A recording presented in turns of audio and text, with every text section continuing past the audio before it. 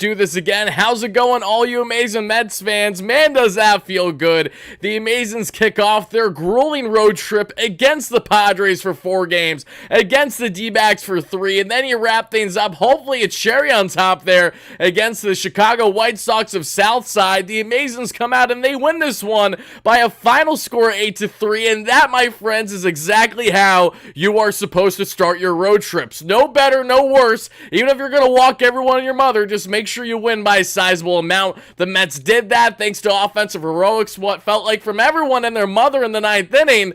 But before we got there, we saw Luis Severino definitely battling versus his previous start, going complete game shutty. We're going to break down everything that transpired inning by inning in this victorious matchup for the Amazons here. So to all my live viewers, first chiming in live on a replay here on YouTube and Twitter, make sure to smash that like and subscribe button. Greatly appreciated. Thank you all so much for chiming into the latest WardyNYM post-game show presented by America's #1 sportsbook, BetUS. Make sure to check them out today by clicking that link down below in the description. That way you too get a 125% bonus on your first 3 deposits up to $2,000 for all your sports betting needs. And if you guys enjoy our post-game coverage like this but want to hear it in strictly audio platform type format, don't worry, we are live now on Spotify, Google, Apple, you name it, every audio platform. You guys can listen to the WardyNYM post-game coverage or any other Mets post-game coverage here with WardyNYM here on the channel at your fingertips now from all those respective platforms. So again, guys, make sure to check it out and leave a 5-star review if you guys have been enjoying the audio. I know a lot of you guys have thus far. We are live on pretty much everything right now, but if you're following on Twitter, hit that like, that follow button, that retweet button. But no, as always, I'm only going to be interacting with our live viewers here on YouTube as we always do it. We got our great members in the show. We got some donations I want to get into, and I'm going to rapid fire, folks. We got to break down this ball game because right around 15 minutes from now, my good friend Borno Hogwatch, the #1 Padres YouTuber on the planet right now, who is reacting to the loss for himself, the 8-3 deficit against the Mets here for Borno. He will be joining me shortly into the show to share his further reaction to the Game 1 loss, and that was the deal that Borno and I made. Whichever team lost in this matchup, the loser would have to go on the other guys' post-game show and have to cut theirs short. So sorry, Borno, that's how it is, and that's what happens after you dodged us when we swept you guys back in June, and now the Mets have secured the season series victory against the San Diego Padres, and that is oh so important that we're going to get into in a second. Yoshima with the $2 haul, thank you so much. Bane Bond, that's how you do it. Absolutely, Yoshima, thank you so much for the donation. Happy to have you in here. My guy Juan Diaz, great moderator and member, says, Wardy, I'm telling you, I like Vientos, watch out. I'm loving me some Swaggy V. Marky V continues to absolutely rake there that we have seen, and I know Hoggy's not happy. Dave, great member as always. Brazo Bum, you guys are killing me. Of course, in an 8-3 victory, I'm getting spammed in the show on how Huascar Brazoban is now the worst thing, literally, since the Mets have acquired any pitcher for that matter. We're going to talk about Brazoban's struggles there in the 9th inning because I'm with all you. I want the best arms out there right now, and as much as I like the acquisition of Brazoban, he has not consistently been that guy at all for the Mets on the consistency front, and we're going to break down why the Mets are going to part ways with either one of him or Reed Garrett that they can send down to the minor leagues tomorrow to activate Danil Nunez, who is thankfully healthy, ramped up, and our absolutely lightning rod of a setup man, a multi-aim reliever if need be, if called upon.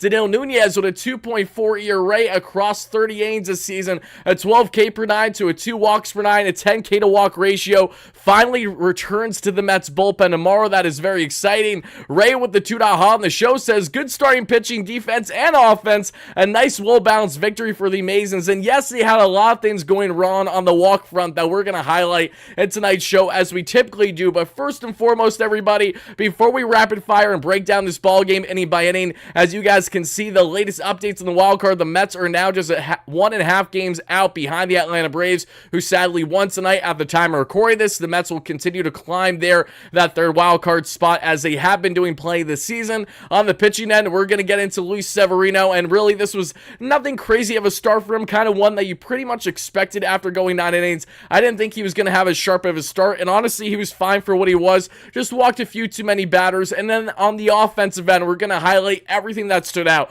No Starling Marte, no Harrison Bader, and no JD Martinez in the starting lineup for the Mets, but they still score 8 runs in the end, and we're going to break down exactly how they did every single aspect of this victory. Yoshima with the $5. Thank you so much. I appreciate that. Yoshima in the chat says, I've never seen Lindor so outspoken during a game, and I absolutely love it. True leader and my shortstop, and he hustles. Speaking of Mr. Smile himself, he had a fantastic piece of an article that Jeff Passan just came out with him. Make sure to check it out after watching the postgame show, whenever you guys get a chance. Great article, and a huge quote that stood out to me from that article in particular is what I would like to share with each and every one of you right here, right now, and then we will rapid fire break down this ball game as we always do. But this quote stood out a lot to me, and it was a great way for me to start my day reading up on the latest for the Amazons, specifically Mr. Smile and Francisco Lindor, because this quote stands out a lot on the article with Jeff Passan. And I quote, I'm proud to be a New York Met, Lindor said, but my job is not done. I haven't done what it takes to win. We haven't won the World Series, so I don't want to say I've done my job to the ultimate end.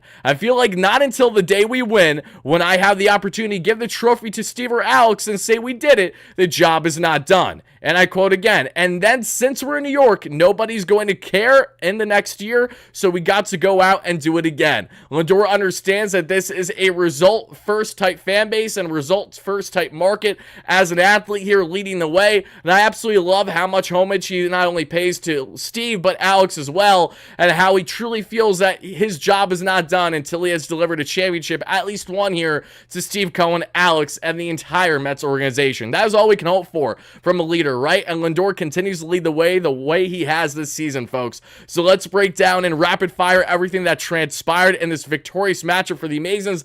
Then from there, we're going to bring in my good friend Borna, as he's going to have his choice words on the frustration level between the Padres and the Mets in their latest matchups, what this means now with the Mets having the season series between the two, how they have that tiebreaker now, just like the Cardinals. So if the Mets and the Padres end up with the same wins in the wild card, the Mets are in and the Padres are out if they found themselves in a situation where that was going to be a problem. But the Mets didn't have a problem securing the victory today, and shout out all my live viewers. I greatly appreciate you all taking the time to chime in to the latest victorious postgame segment as the Mets take down the Padres comfortably tonight outside of that hectic ninth inning, thanks to Huascar Braza, man, that we all saw ourselves. 8-3 is your final, and Mr. Smile Francisco Lindor leads off the ball game in this one with Sevy on the bump, this time with a leadoff double, his 33rd of the season, and a run would drive in seconds later as Mark Vientos drives his 20th double of the season down the third baseline to give the Mets an early 1-0 lead. Mark Vientos, Swaggy V himself, continues to be one of the best hitting third basemen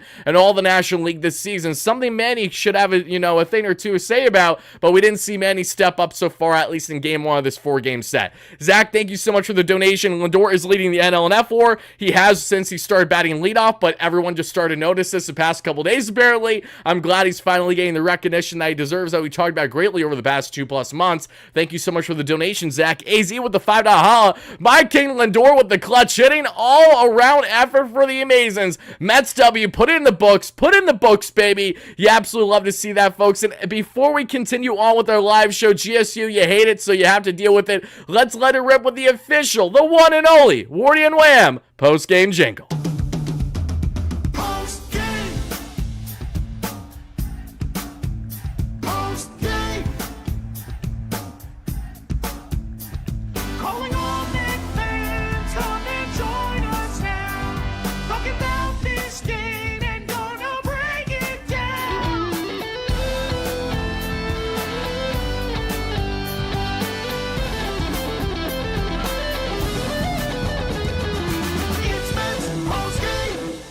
Shout out my guys Greg and Jordan with the official WardyNYM postgame jingle. You can check out Jordan actually in the latest official New York Mets podcast segment they came out with yesterday as they were recapping the previous series. I usually don't promote respective Mets shows, but one, it's the Mets themselves, and two, I love Jordan. Jordan got a chance to actually have a say and talk about the latest going on with the Mets and their series victory over the Orioles, so make sure to check that out on their YouTube channel in case you haven't already. James Carroll, great member of 26 months, says the following: so is this like Pirates Pirates of the Caribbean. I appreciate the donation, as always, my friend. And I don't know what the reference was there, but all I know is the Mets got themselves a victory. So let's continue to break it down and get into all the details on exactly this victory. Before I do, though, everybody, thank you all so much, everyone chiming in live on a replay. Make sure to continue to smash that like and subscribe button as you have been to this point, and help us get to 100 likes as we are halfway there already. Thank you for the endless support on that front, everybody. My apologies for not getting live for you guys sooner today, but I'm happy to be live here now as we continue to break it down, because beyond Mark Vientos giving the Mets a 1-0 lead, Pete Alonso also gets a single in the first. That's all that transpires, however. Then we see Sevy with a quick 1-2-3 inning of work there in the first. Love that. In the top of the second, we see no base runners get on for the Mets, but for the Padres, Xander Bogaerts gets on with a 1-out walk. Then David Peralta gets on with a single and steals his second bag of the year. My one gripe throughout this sequence, I don't know about you guys, is I hate seeing the Mets not contest or do anything about a stolen base. Like, to not even try to throw to second will always bother me. And so was the case with Ron Darling on the broadcast today, as he voiced the same frustration.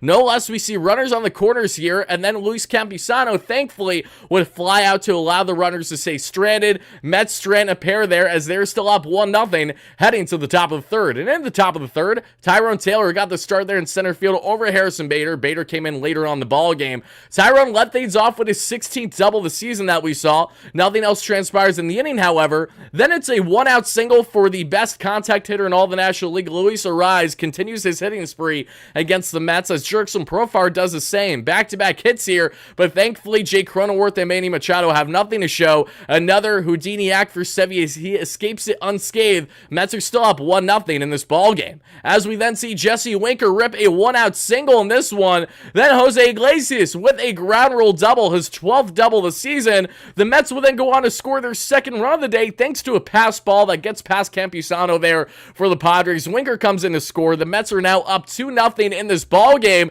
Let's make it 3-0. Why? Because Mick hits, that's why. Jeff McNeil continues to be a fantastic hitter post All-Star break as he drives in the Mets' third run of the day as they now have a nice comfortable 3-0 lead. With 2 outs in the bottom of the fourth, we see David Peralta get on with a single. That's all she wrote, however, as Sevy works out of that jam unscathed again. Then as we advance to the top of the fifth here, we see Brandon Nimmo get on with a 2-out single. Nothing else transpires. And this is where some frustration comes in, at least for me, with Sevy. I understand Sevy's coming off of a masterclass of an outing, so I'm not expecting Severino to go back out there right away and give us 9 shutty again, a complete game. However, to walk Mason McCoy, who's a guy that honestly had more success than he should have in this game, a veteran infielder that was just called up by the Padres, he gets on with a walk. Arraez with a single, Profar with a walk. It's bases loaded, no out for Severino. So there's 1 of 2 possibilities here for the Mets to escape this greatly. It's 1 to get out of it unscathed, and it's 2 to get out of it by allowing no more than a run with a double play ball present. Thankfully for the Mets, Jake Cronenworth, who smoked one, we're looking at a 720 expected batting average right in the hands of Jose Iglesias, who makes a beautiful turn for the double play, gets to Lindor, gets to Alonso, and that's a huge one. That drives in a run, but not because of a lack of effort there on the defensive end from Mr. OMG himself and the Amazins in this one. Manny Machado then gets on that we see with a walk, and he steals his 7th bag of the year. Another stolen base for the Padres where it goes uncontested.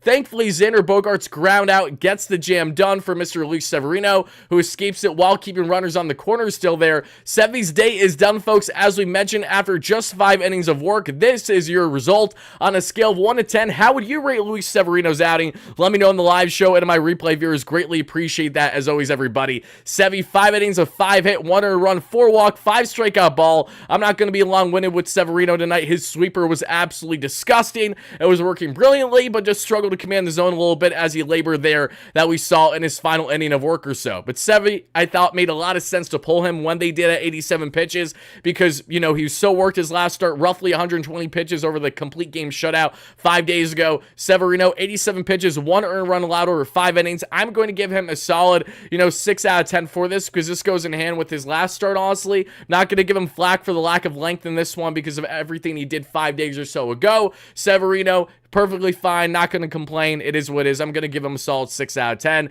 And that is mainly just because of the lack of length there. Otherwise, I'd probably go higher. James Curl with the $5 donation because that sweeper was disgusting. Who is the captain of the Black Pearl? Nimmo or Lindor? That was my reference. Both. Oh, I understand, my friend. I greatly apologize for missing that as bad as I did. Thank you so much for the donation. Zach Flagerton in the chat says Vogie, which is hilarious. I'm going to go with between the two. It's Lindor, absolutely. More so. He's just more outspoken between himself and Nimmo. Both are great leaders in their own regard, but something about Lindor, the flashiness, the swagger, and also leading by example more often than not as a true athlete and as balanced of a player as he's been, I think has really led the way in that regard. Folks, we're going to be bringing in my good friend Borno Interview here shortly, the #1 Padres YouTuber, as he's going to continue to live react with me as we break down our initial reactions to this Game 1 victory for the Mets by a final score of 8-3. But before we get there, let's continue to break down this victorious matchup for the Mets, because as we then got to the top of the 7th that we saw there, mind you, the 6th inning, Danny Young works a quick 1-2-3. That's a great bounce back outing for Danny Young, who wasn't so sharp last time he was out there, as he faltered to the Baltimore Orioles and that one loss to them in Game 2, that 3-game set.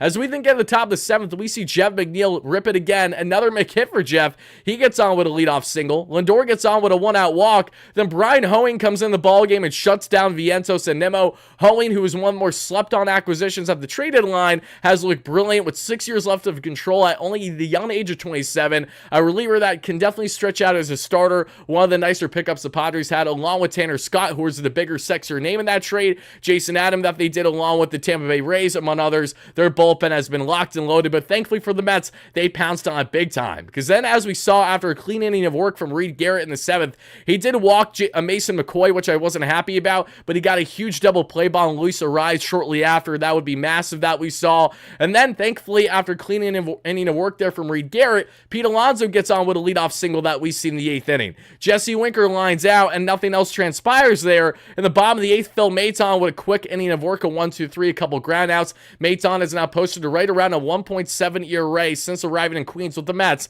coming over via trade from the Tampa Bay Rays this year. Jeff McNeil gets his 3rd hit of the day, this time off of Logan Gillespie, and apologies to Logan, but he would have himself a godforsaken inning here. Tyrone Taylor gets on with a hit. 2-on, no out. Francisco Lindor gets on with a hit. It's 3 consecutive hits for the Mets that we see. Bases loaded in this situation. What are they going to do? Are the Mets going to pounce? Thankfully, they do exactly that. As Mark Vientos gets a chopper of a single up the middle, drives in a pair. Marky V with 3 RBIs on the day now for Swaggy V Vientos, gives the Mets the 5-1 lead. And that would continue as Brandon Nimmo, then we would see grounds into a double play, sadly. But then Pete Alonso with 2-out hitting drives in a run. Alonso with an RBI single, which would be massive, gives the Mets a 6-1 lead. What stood out a lot to me about this hit for Alonso was the 2-out hitting. I thought was superb. That's what we want, both Alonso and Jeff McNeil with three hit days. That is what we love, baby. Sign me the hell up. Then Jesse Winker goes gapper. After hitting the walk-off opposite field home run yesterday,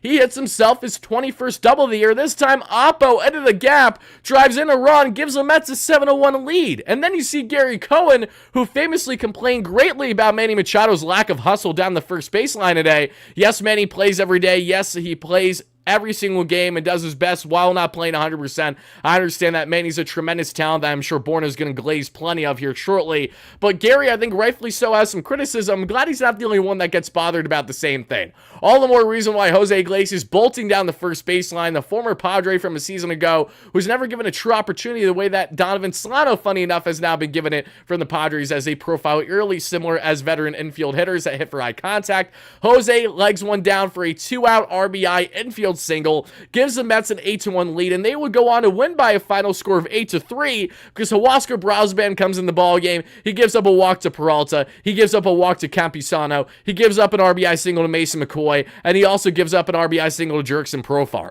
Thankfully, after like 40 pitches, he gets out of that jam. Still, the Mets win this one by 5 runs. 8-3 is your final. Yes, it was a sweaty one. Yes, it shouldn't have been at all stressful in the 9th inning, yet it was. It is what it is. All I know is the Mets got themselves themselves a much-needed Game 1 victory, something none of us are going to complain about here. James Carroll, great member, thank you so much for the $5 haul. James says, Lindor is L captain. Do the math. After the players-only meeting, he called. What happened? And man, you're right. You're 100% right. After the players-only meeting, since Jorge Lopez threw his glove into the stands and basically out of Queens, the Mets have been rolling in a lot of ways on a consistency front versus the months prior. Pat, thank you so much for the $5 haul. Pat says, bullpen held their own. Brosman needs to be needs to be one the zone. We don't need another Familia in the bullpen. I agree with you. Obviously, Familia post 2015 especially, and I do agree that we need certainty in the bullpen, and that's one of the things the Mets don't have much of right now. So I'm all in favor of cutting loose with the guy that isn't working well right now. So with Daniel Nunez inevitably being called up by the Mets tomorrow, my question to each and every one of you amazing Mets fans is the following. Do you think the Mets are going to send down Reed Garrett? Do you think they're going to send down Huascar Brosman? Do you think that they're going to DFA Adam Ottavino? Or do you think that they are going to part ways with Danny Young? Which of the four relievers do you see being parted with? Or even Ryan Stanek, you want to throw him in that mix, by all means go ahead, because a lot of these guys are expendable versus what Nunez is going to give you right now. So out of those 4 or 5 relief options, which one do you think is exactly what's going to happen for the Mets tomorrow and why? Let me hear it, everybody. We're going to be bringing in our good friend Borna here in just a second, but before I do, and before we get into more in this ball game, let's take a quick word here from our amazing sponsor of the channel that you all know very well, America's #1 sportsbook at Yes, BetUS.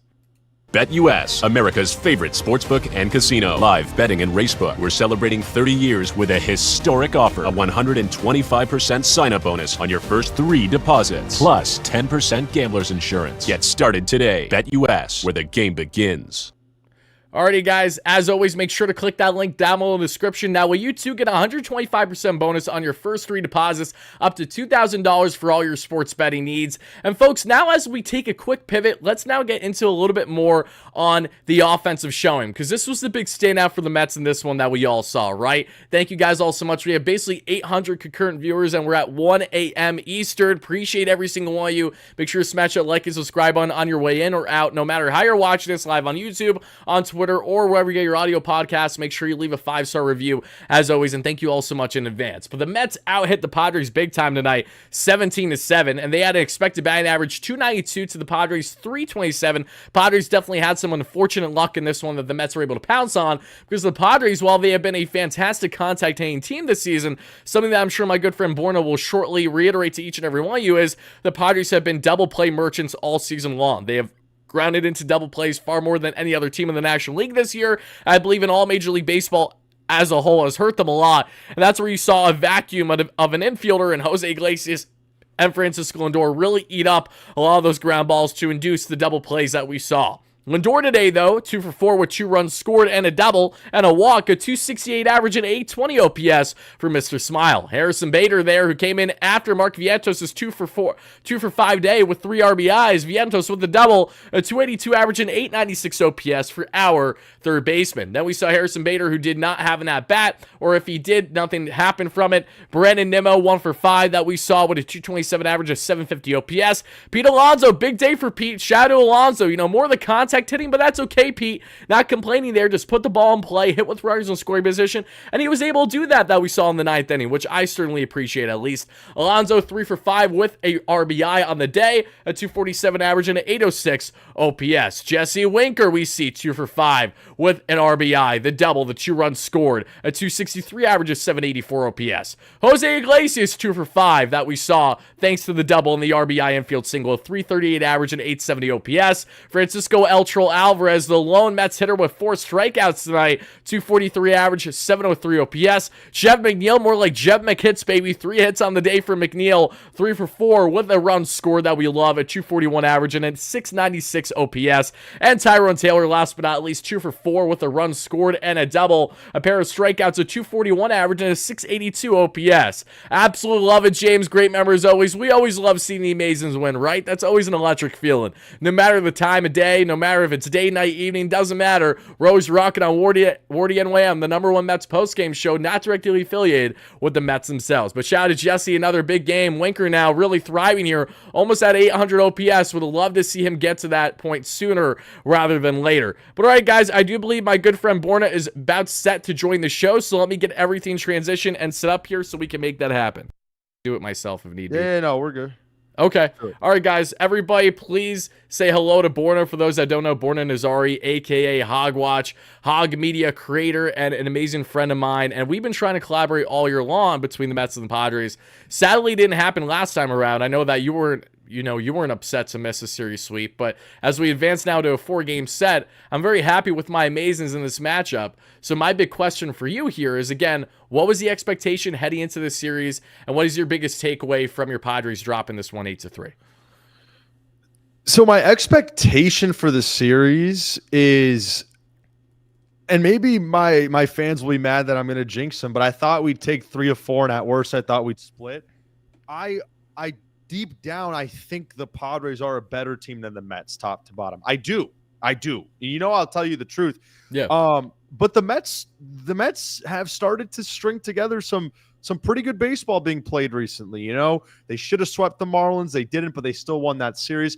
They won that series against the Orioles, and I think the offense has been up and down, but the Mets offense, Jesse Winker's really started to come into his own over the last week or so. Him getting it going really is kind of gluing this whole lineup together. But the Mets offense has been pretty good, and of course Luis Severino has kind of been the key cog to the whole Mets pitching program all year long. So I knew heading into tonight that it wasn't going to be easy with Sevy on the mound, but I also thought likewise with Cease, and they were both good. Sevy was just better, and I tweet. That 5th inning was the baseball game right there. I texted you in the moment. I'm like, right.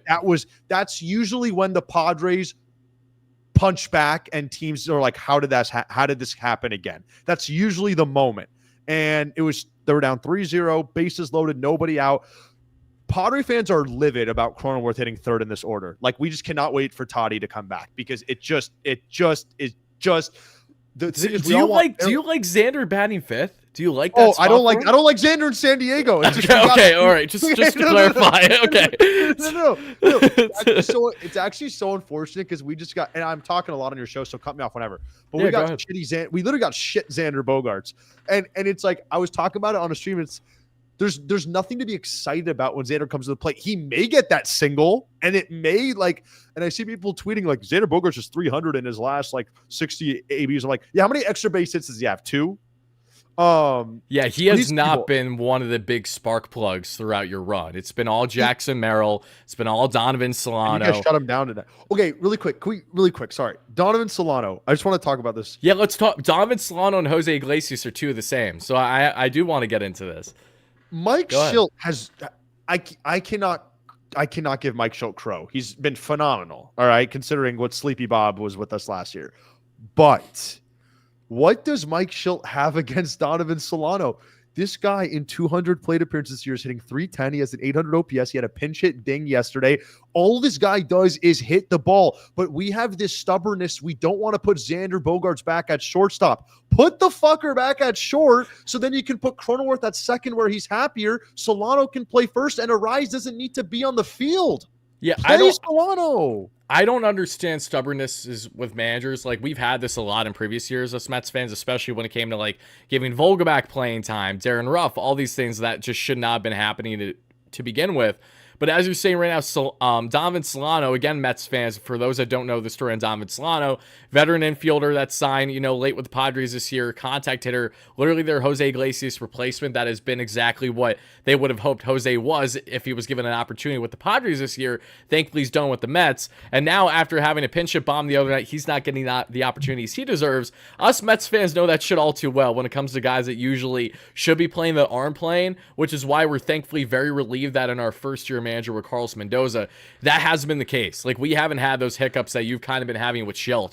Nothing. Do Mets fans like Mendoza? Yeah, I think collectively most Mets fans thoroughly enjoy Mendoza. They know he's not perfect. We have some major bullpen hiccups where some's definitely not as control, but some's dude, you single-handedly that decision I just costed us the game. Let's talk about Brazovan tonight, because I was stunned that no one was warming up.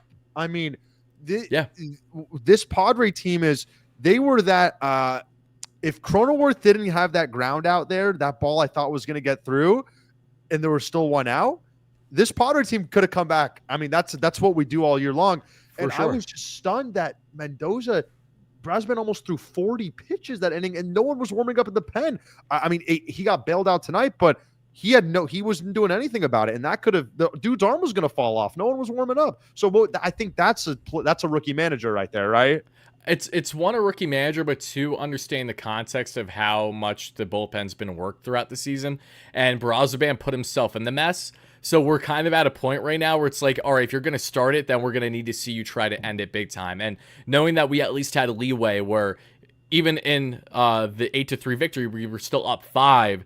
That's where I think the confidence for Mendoza came into play, because we have Danilo Nunez returning tomorrow that you will probably see as soon as tomorrow. He is like our little Edwin Diaz 2.0. High 90s on the fastball, high 80s on the slider, big 1-2 punch, who's been one of our best relievers all year, but he's been out for the past month plus with injury.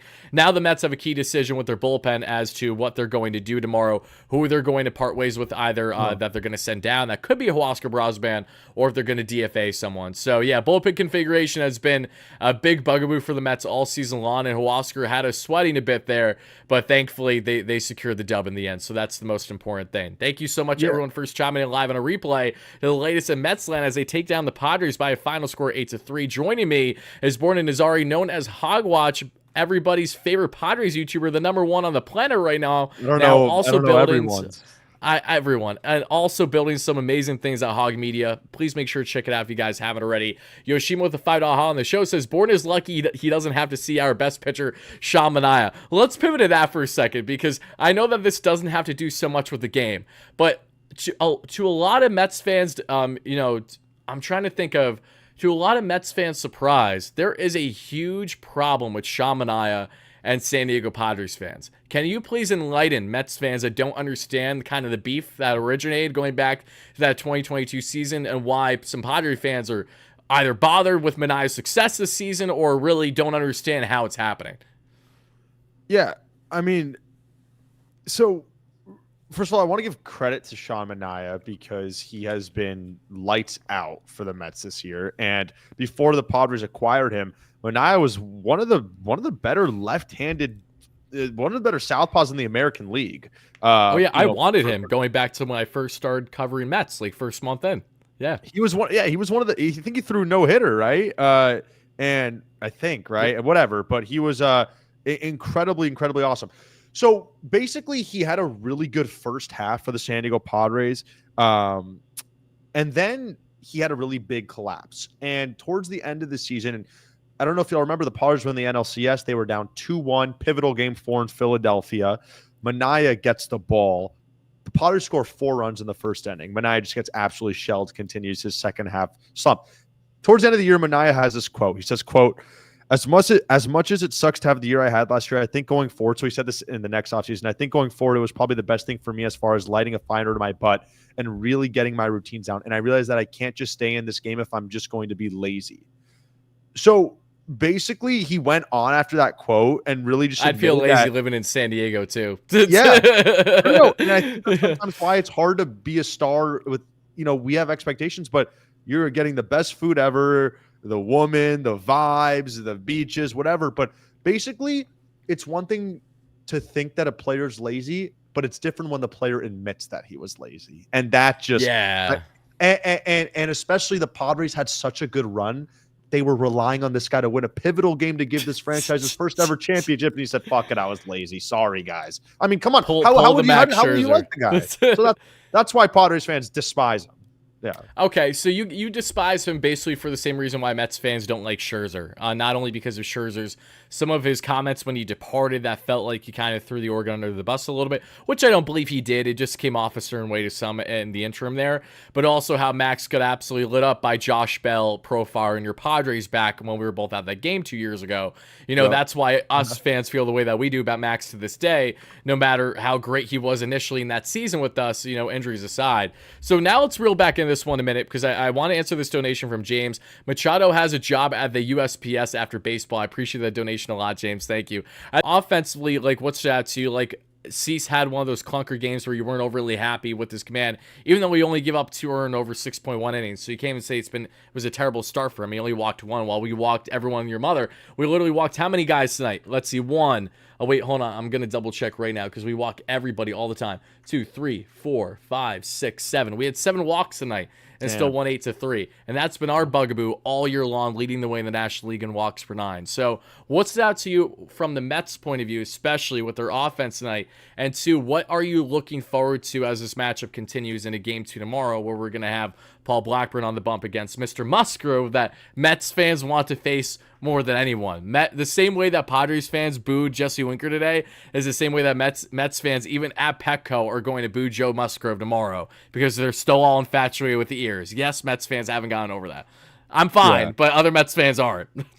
Well, I need to look at the Winker thing, but I think it's because when he was with the Nationals, like he was chirping after they threw at Profar or something like that. So simply put, what happened was Profar celebrated in direction of the Nationals dugout, and Winker was part of the team at the time, so he wasn't happy about that. And they called him a hypocrite for walking it off yesterday and then kind of stopping staring. But it was after he could have sat down and read a book. He was looking at your dugout for 30 seconds. No, but we walked it off, though, I think was a difference. You could have taken as long as you wanted there because the game had ended. That was ridiculous, though. But there's nothing wrong with that, though. The game's over. You've seen Tatis pimp everything. He pimps stuff, but he's not like taking off his helmet, slamming and screaming at his place, not running around the base paths. I'm saying, would you have been pissed off by that if you were the Padres? See that? Yeah, oh yeah. I would throw out Winker the next game. Even if it wasn't in your dugout direction? Yeah, it would be just because of how he did it. He was looking at your dugout for like 20 seconds, slamming his shit, like ripping his shirt. I'm like, dude, run around the bases, celebrate with your team at home plate, okay? That's how I felt about that, but it was the final game of your series against the Orioles. I'd throw at his head the next game if I was playing him.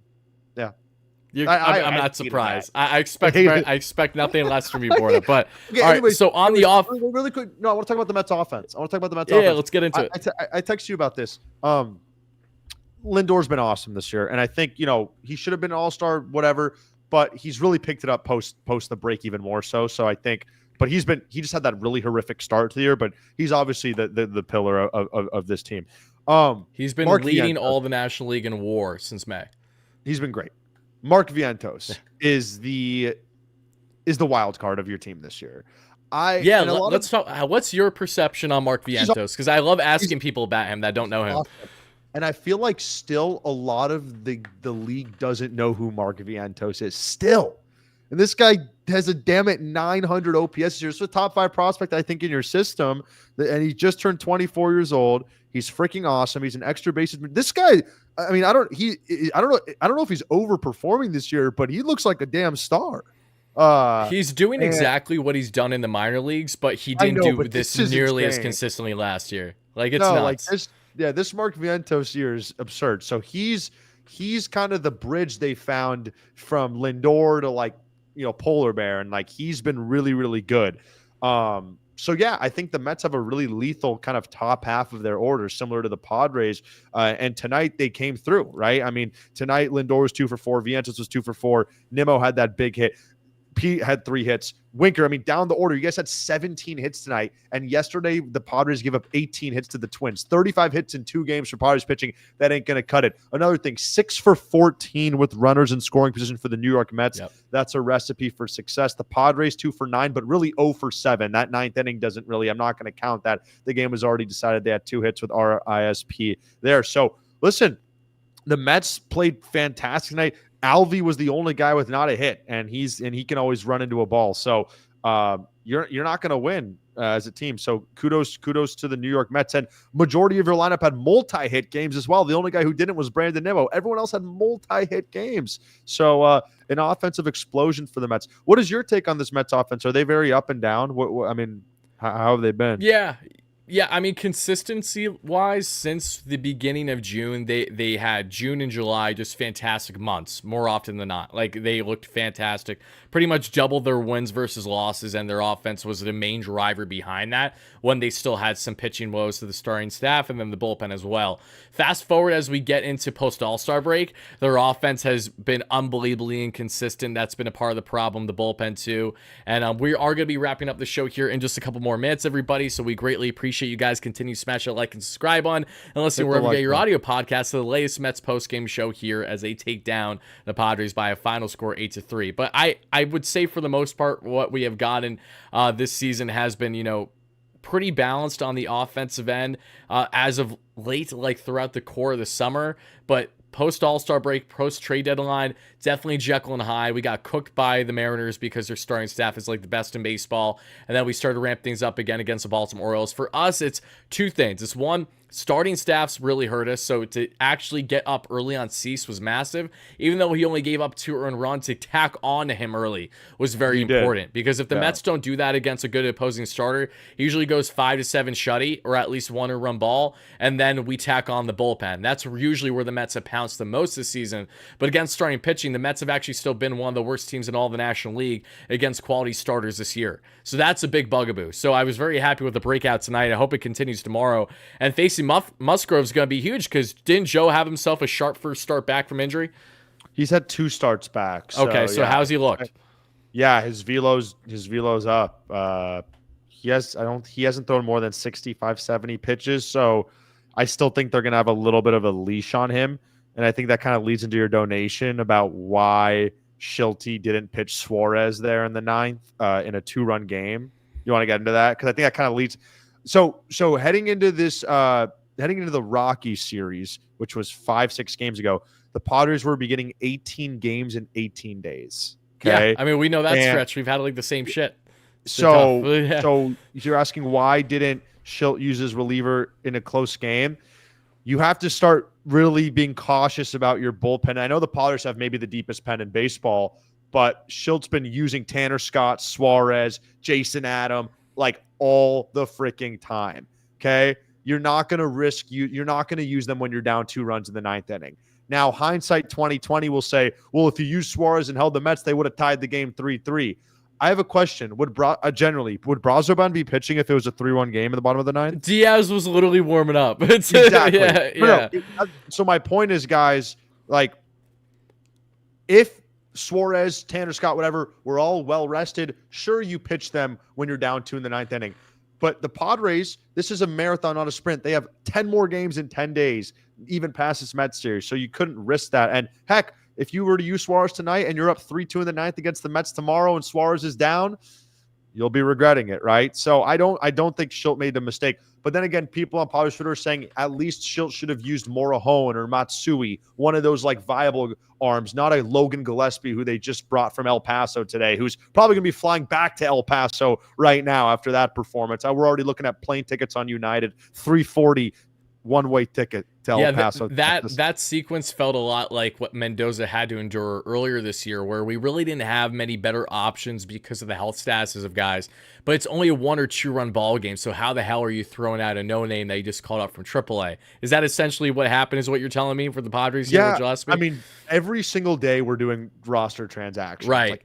Like right now at this point of the season, we're literally bringing a guy from El Paso for 1 game, sending him back, bringing up another guy. Like, they're literally bringing Brito one day, sending him back. Vasquez one day, sending him back. Just trying to maximize your arms. Like, it is like literally every day. I don't know. Is it the same with the Mets? Like, it is every day for us. It's not every single day, but it's been more frequent because we've been having guys coming back from injury, especially on the relief pitching front. That's why we're all ecstatic for this guy, Danil Nunez, because he was a rookie right-hander heading into the season, 28, 29 years of age, was even picked up by the Giants in the Rule 5 draft back in 2020. But because of 2020 and everything, he ended up going back to the Mets. The guy, again, literally touches 99, 100, high 80s on the slider, and he has been one of our most reliable pieces this year. So that's like our trade deadline acquisition. That's like us getting our Tanner Scott, if you will, because we didn't have the assets that we wanted to give up for them. That is going to pardon me, everybody. We're about going to wrap up the live show, though. But before we do, Borno, what are your closing thoughts here? Well, I will say this: the Mets are a good baseball team. I'm not worried. Well, I'll say this. A few days ago, I was like, I want to win the NL West, just because, like, yeah. I mean, I was every time you brought that up to me, I'm like, yeah, like I'm sure you would. We were 2 back of the Dodgers beating everybody, right? And then what happened? What happened is we literally cannot beat the Colorado Rockies. We would have the best record in Major League Baseball. Listen to this. If we didn't play the Colorado Rockies this year, we have the best record in Major League Baseball. Oh my The God. Padres are cursed against this team. They have started our downfall again. But in all seriousness, sure, I was getting a little bit greedy, cocky, whatever. But this Mets series is very telling. If the Padres lose 3 of 4, I am now like shitting my pants. Like we are right back in the thick of it, like fighting for our playoff lives. That's why I told you heading into the series that this is a big series. You're like, your Padres are like at least 6 up. I'm like, I understand that.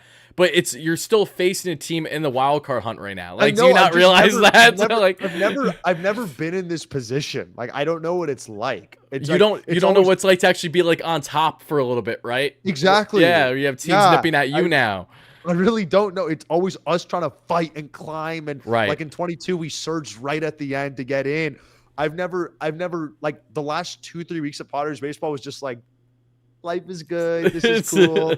But like, this is the first, like, if they lose tomorrow, like seriously, if we lose tomorrow, then heading into the weekend is like very stressful. Like these are very important games, or else like we lose 3 or 4, I think you're 2.5 behind us. And it's like, it's anyone's spot. And now we both want the Braves downfall. Yeah, we all want the Braves downfall, and I think this series has a series split written all over it, just because 4 game sets, wild card rate. I would take it too. I hope obviously we can take 3 out of 4, but I'm just glad the Mets got a comfortable win for game 1 because they've been needing that, especially for our grueling road trip. You think you have it tough. At least you don't face the Diamondbacks right after this series the way that we do. Like the only upside that we have after that D-backs series is that we round out our road trip against the White Sox.